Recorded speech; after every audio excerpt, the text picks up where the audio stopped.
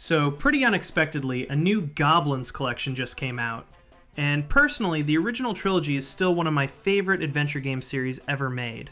It's not like point-and-click games never made their way to consoles before, but Gobliiins was always kind of a niche series, even back in its heyday.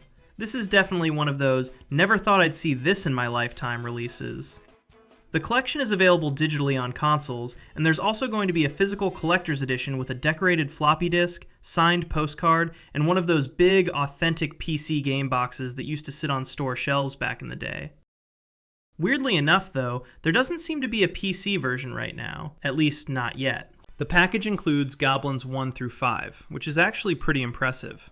And the reason I say that is because the PC versions are kind of all over the place right now. On PC, Gobliiins 1 to 3 are split across GOG. Gobliiins 4 is basically impossible to buy legally these days, and Gobliiins 5 is sold separately.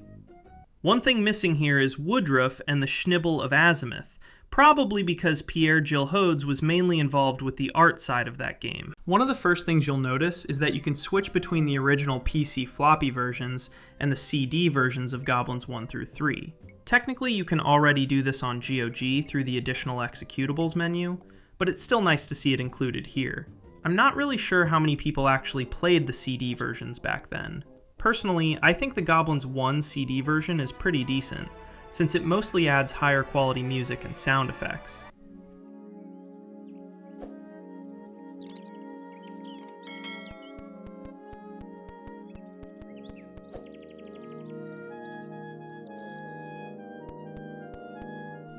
Gobliiins 2 is a bit less enjoyable because the voice acting is pretty terrible. Hey, villager, do you know the house of the Lord Tazar?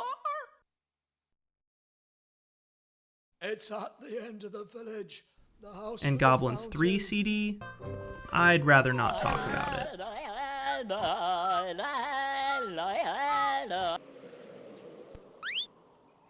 It's a hook for the ropes. A screw is holding it. The floppy version I grew up with is pretty much perfect in my eyes. I know I already said something similar when I talked about Fury of the Furries, but I'm still amazed by what developers were able to do with the primitive hardware of the original Sound Blaster and Adlib cards.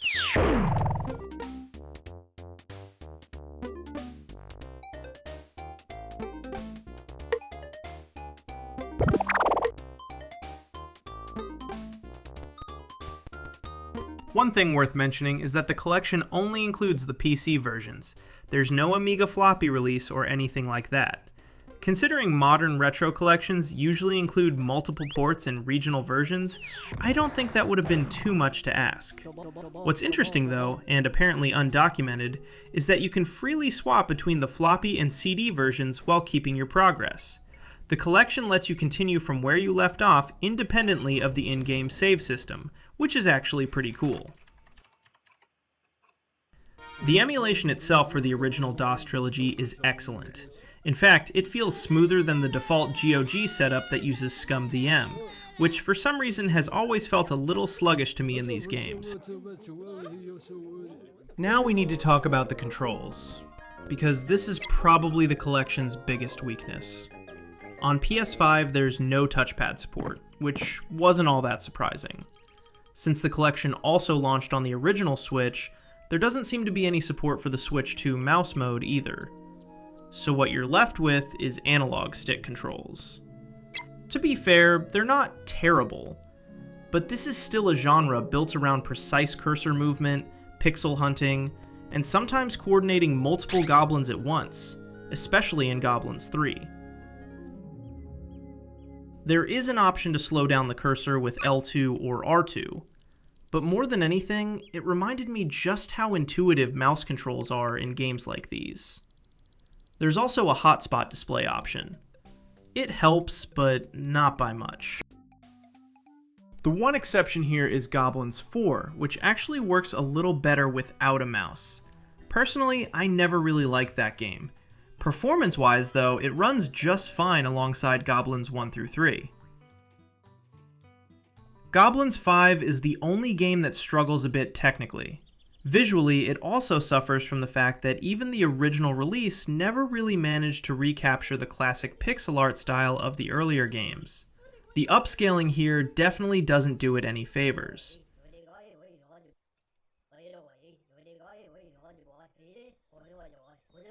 As for extras, you get a full soundtrack collection covering multiple versions of the games, including some really obscure releases of the first Gobliins. There's even a small hidden surprise tucked away in there. You also get behind-the-scenes videos about the making of the series. And if you grew up with these games like I did, that kind of material is pure gold. So, what do I think so far? It's always great to see classic games made accessible on modern consoles, and it's not like we haven't seen classic adventures such as Full Throttle or Day of the Tentacle make the jump successfully. The difference here is that there's no real HD presentation. Everything remains very small on screen. Maybe some kind of automatic snapping system or a built-in zoom feature could have helped, because once you stretch the game to full screen, the image becomes noticeably distorted. And then there's the fact that PC players are currently being left behind and forced to hunt down less convenient alternatives. That part is pretty hard to justify. In the end, I have mixed feelings about the collection. On paper, it does almost everything right. Gameplay-wise, though, the experience feels slightly compromised. Personally, I'd wait and see whether a PC version eventually appears, or at least whether a future patch addresses some of these issues. Red Art Games has supported some of its releases before, including the Bomberman Collection, so there's definitely still room for hope. I hope you enjoyed this video. If you'd like to see more retro reviews, consider subscribing to the channel. Thanks for watching, and I'll see you in the next one.